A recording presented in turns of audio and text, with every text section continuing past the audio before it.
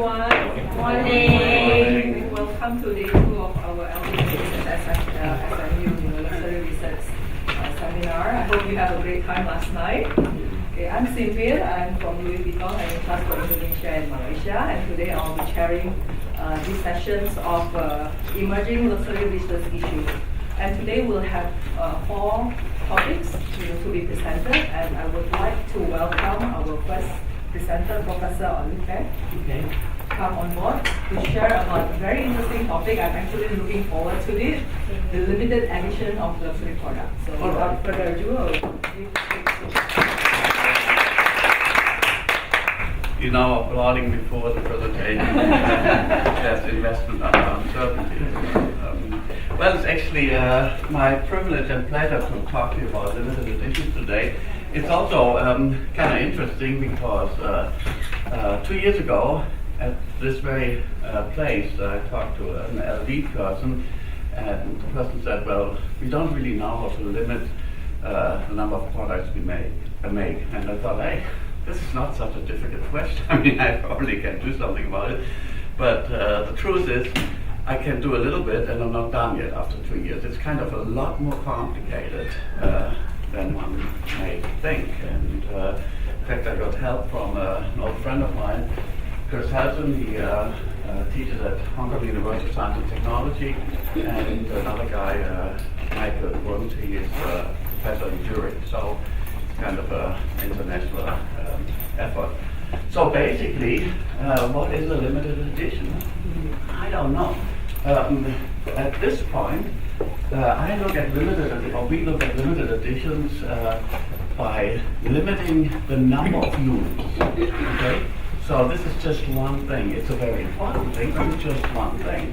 The next question would be, how much do we charge? But so right now, it's how many do we make, and at the same time, how many do we not make? And there is various forms of limited editions. For example, you can limit by seasons. You can also limit by time. In general, it's Christmas season, Ramadan season, Hanukkah, you name it. And then, of course, price. And also what happens more and more is people, managers learn that limited editions are very powerful. We see that in a few minutes. And so they come up with all types of creative things. Like, for example, in Central Europe, I've interacted with some companies that make sterling silverware. Kind of very nice. But the problem with that product is it's pretty good. So as a result, it lasts a long time. It's kind of a value. So they have a hard time selling more units. So they come up with all kinds of creative things, like it's the birthday of the firm. We are 150 years old, so we have a limited edition. Or the founder would be 100 years old, or the founder's dog just ate the homework. So that's something. And then once you do a limited edition, for example, interacted with a watch company, they are thinking about making close to 1,000, limit probably to 888. So within that limited edition, you can do something. For example, in Germany or in Europe, you don't want to have the number 13. Italy, probably half rate of 13, right? In China, you should not call anything with a 4. And 888 is always good, and things like that. So even within the limited edition, you can charge extra. Well, where have we seen limited editions? Basically, almost anywhere. Cars, and I have some interesting anecdotal evidence in a few minutes. Watches, of course, handbags, so basically durables. Even at the kind of fast-moving consumer goods level, chocolate, chewing lace, stuff like that. Concept seats, I don't know what it is. Is it a service, so I call it XX. And more wine, art, designer pieces, Bauhaus, whatever. So limited edition, very powerful thing, and almost ubiquitous. In other words, they're basically everywhere if you start looking for them. And limited editions can be good and they can be bad. And I have a couple of examples before we talk about some empirical work. Cars are always a good example because everybody knows cars. Everybody in this room probably has a Mercedes and things like that. So this one is about a Italian brand, Lamborghini. Oh, wrong direction. And they're actually now owned by a German firm, VW. But so what they did is they took a pretty fancy car, Murcielago, and souped it up and made it into a kind of a fighter jet thing. The Murcielago is about 300 grand. I mean, that's euros. What would that be in Hong Kong? Probably a billion, Sweden, whatever. So a lot of money. And they added a design and made it even more spiffy, more fancy. And they charged $1 million plus. And they limited the edition to 20. And managers were very happy because the limited edition was sold out within 2 weeks. Not bad, right? So they were bragging, and they made another extra 20 million, which is for this type of company not the worst thing. So, but there's reason to believe that the optimal limited edition was at least 99. Why at least? I can talk about this in a little bit. But if it was just at least 99, so they lost about a whopping 60 million. The limited edition was sold out. Yay, very good. Everybody loved the car, but we should have made more. So it's kind of one of these errors, type 1, type 2. This is a factory that you kind of did not build, so that's an error too. You should have built it, but it's not there, so it's not such a bad error. The worst error is you build the factory and it's there, and that's fortunate. So, so the first limited edition was just not big enough. The testing tool is important, to the important that you have to get the right number. So there was a Ford car. They are all about 500 grand, a little bit more, some of them. And a few years later, the Ford is worth nothing. Well, nothing is 300. And Mercedes car a little bit more.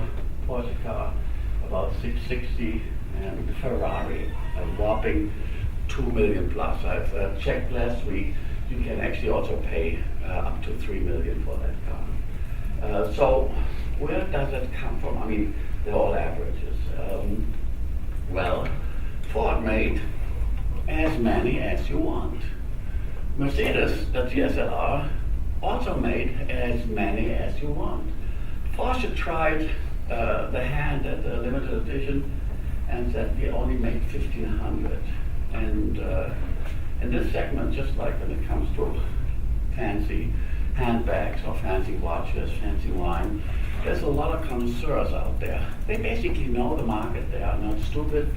Otherwise, maybe they wouldn't have the money. So people knew that Porsche sold only, quote unquote, only about 1,000 at full price.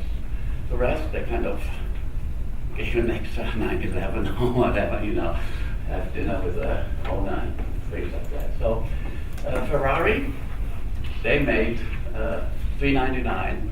Everybody loved it. They always made one for the Pope, kind of funny, but and by the time you become Pope, you can't drive them. But it is true. Enzo Ferrari was extremely religious, and also for completeness, I add, the demand was so strong that a lot of people said, we want one too. So getting a Ferrari is kind of tricky. You have to know somebody, and then once you have one, you can buy another one. It's kind of tricky. They can afford to do things that most people cannot afford. So in any case, $399 and amazing change in market value. So for completeness, so I try to make this managerial but also a little bit academic in the sense that research-based.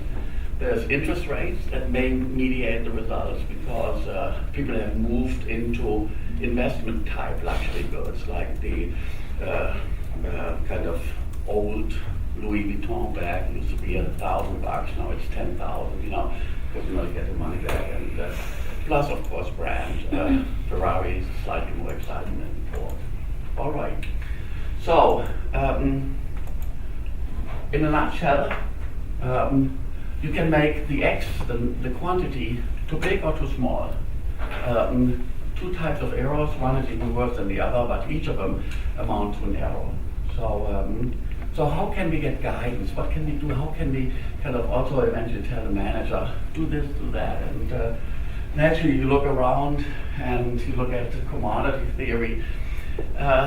Only directional insights in the sense, if you say we won't have many bottles of wine or bottles of water, then people become thirsty. We don't have many chips, they become hungry. So kind of interesting, but directionally right. But eventually I want to put a number. I want to say make 2,000 or 200, and so commodity theory does not help there. Similarly, game theory, game theorists, they are very elegant modelers, but they typically make assumptions and then they calculate some kind of an equilibrium. For example, one paper, kind of representative of this group, they say, well, if people like limited edition, if people like scarcity, and there's competition, so what would be kind of an equilibrium? But they really, it's not really that managerial.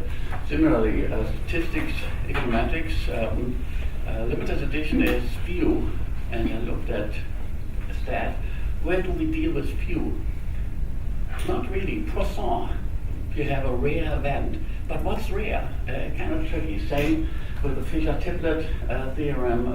Also there, they basically said, well, if you have rare events, then they tend to be, at the end of the day, follow a Bible distribution. Then you look at social psychology, and there you get more rich knowledge. We all want to be different. We want to think of ourselves as one kind, and some of us dress like one kind, and it's not counted. And so unique hedonism, gender differences, they all play a role, and but they don't. They give us directional guidance, but they really don't help us driving at a number. Similarly, black swan theory, kind of a theory that deals with very rare events like a black swan, and so we know there's something about a rare event, but we don't know what a good rare event is and a profitable rare event. And also, I looked at elites. I don't know what an elite is. What do you think? Test your. How many people belong to the elite? It's about 1 to 2%. That's the only kind of number that I found from Darwin. So again, directional insight. So what did we do? We started at an extreme portion of the demand curve. We said, well, basically the demand curve is a long thing, and there's an extreme area where we kind of can get a feel for willingness to pay. So at the most extreme moment at the demand curve is I start with 2 and I drop down to 1. So do I get extra money? And there's actually a very interesting anecdote from a British stamp collector. He had a very valuable stamp, and it turned out that somebody found another such stamp, and the guy was rich, and as you all know, the British are weird, so he bought, well, we too, but so he bought the stamp, so he had 2, and he burned the number 2. He wanted to have the one and only stamp. So this kind of a little bit interesting evidence. The guy can afford it, but so having the only one seemed to be a special thing. And so we went from 2 to 1, and then did a little bit something empirical, and the hypothesis was basically that there is a strong willingness to pay. And strong means you're willing to pay more than twice. Interesting. And they tend to be female. Why female? Is there research on females? You would not.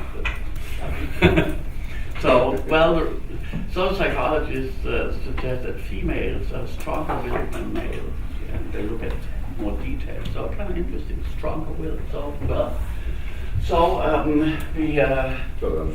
She's product specific though. Sorry? It's product specific, I'm assuming. That the females are stronger willed, I think. Oh, no, not the stronger will. I mean, females are willing to pay more, yeah.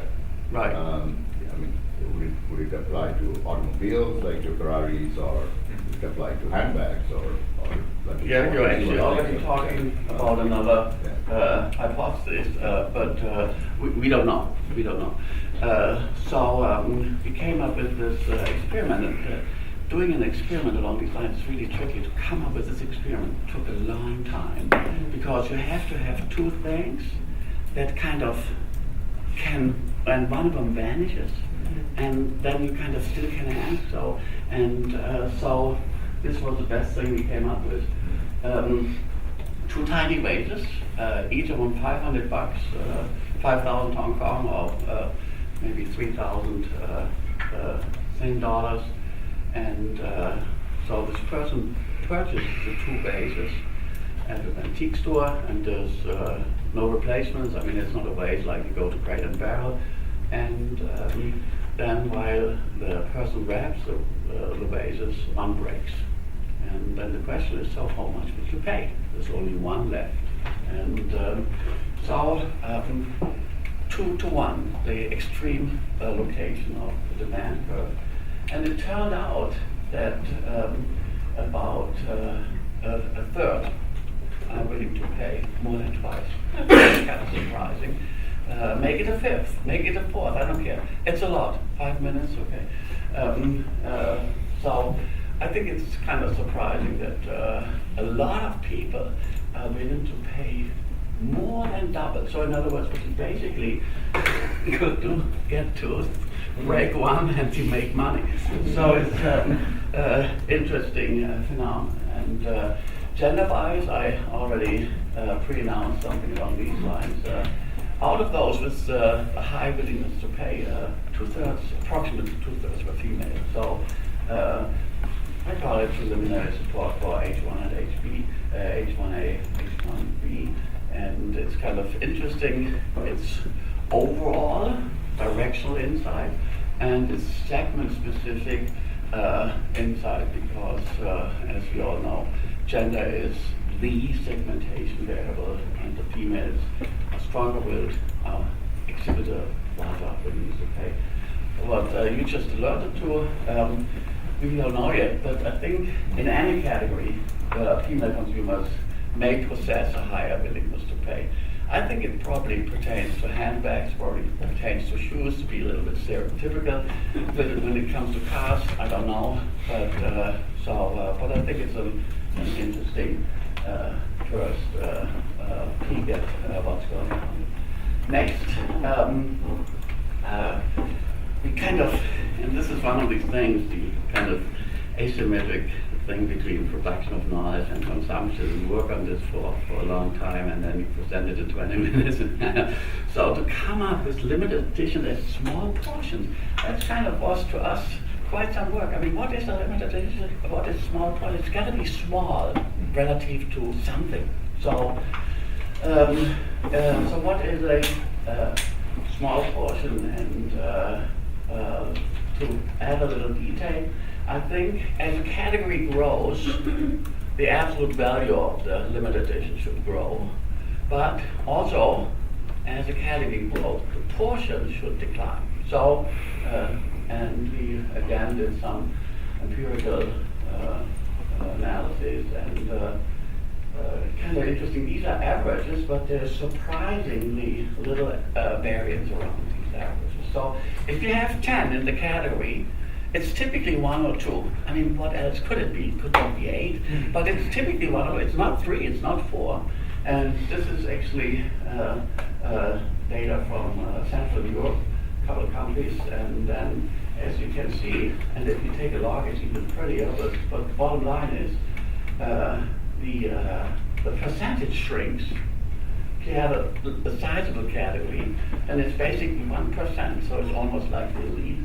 And the the absolute numbers, they grow, they don't grow linearly, but they do grow. So it's kind of interesting to see that there are, and this is kind of an important insight, there is signals or indications about what the size of a limited edition should be and should not be. So if you come up, say, with 110, you're not making 55. So you're not making the error that you don't make enough, which is kind of, pretty bad already. But you also are unlikely to make 500, which would be even worse, right? We also looked, and this is where we kind of talk about the specification of the multivariate models. We can now look at the category size, and by the way, this is simple data. The category is pretty much known to a lot of people. And then we also have an idea about what a small portion is. But then we have to weigh things in terms of using, brand strength. And that is something that we are dealing with right now, because we also actually came up with some interesting interaction effect. I think if you're, say, Louis Vuitton, I want to say something nice after we learned yesterday that they hate you, but they kind of hate you, so. More lovers. Today we love you. So in other words, if you're Louis Vuitton, you probably can afford to jack up the limited edition a little bit compared to others. So if you're strong, if you have a strong brand, but we have to be careful to calibrate brand strength, because if you make it on 0 to 10 and you're 9 or 10, then you multiply it and you get a value. If you make it 0 to 100, then you get 10 times. So we have to be careful not to produce bad guides. But we think that there is an interaction. Sorry, Professor, can I interrupt? Just to go back to these percentages. The results are coming from the question that you're asking about to a panel of 65 people. Yeah. And you ask them if the number is 20,000 in the category, what is the right number of limited edition? What would be a size of a limited edition that you would be willing to pay more for? Okay. And all 140 is an average of the answers that you got. I see the result is 140. Yeah. That's an average of what they think is the right number. Right. And these are all people who have had experience with luxury products. So these are not people who have no money or no clue. All right, more? Well, I think there's beautiful opportunities to do interaction, and some of us have already tried it, to have a fancy car combined with a fancy bag, and we have had handbags, we have Chopard watches or riding watches in certain cars, so there's more, there you go, plus this nice picture. So at the end of the day, limited edition, very powerful, enormous potential. First of all, they're cheap, you don't really have to do anything. You just stamp a number. That's great, almost like price bundling. You don't really have to do anything. They're fast. They can augment the brand. For example, some jewelers in Switzerland, they have the regular watch there and the limited edition next to it. Same watch, 20% more. Amazing. I mean, so it can be managed. It has to be managed. It should be managed along the demand curve, of course, at the category level. And within limited editions, you can actually find extra willingness to pay for a special number. The first, the last, the one in the middle, the one that the average 4 or 8 or whatnot. And next time I think I expect to give you a formula how to calculate it. That's future research, but it's I think a couple of months away. So we are almost there when it comes to how to find out a good, optimal, even limited edition at the category level. Thank you very much. That's it.